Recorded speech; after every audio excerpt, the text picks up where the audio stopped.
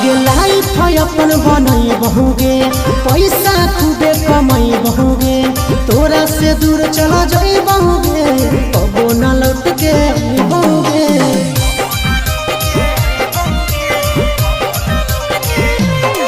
आगे लाइफ अपन बनई बहुगे, पैसा खूबे कमाई बहुगे,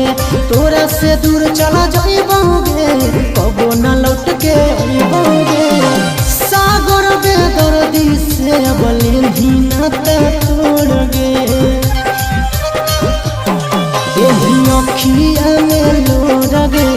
अब नहीं तो तोड़ गे, जहियो छोड़ी कमाए लगे लोर गे, देही अखिया में लोर गे,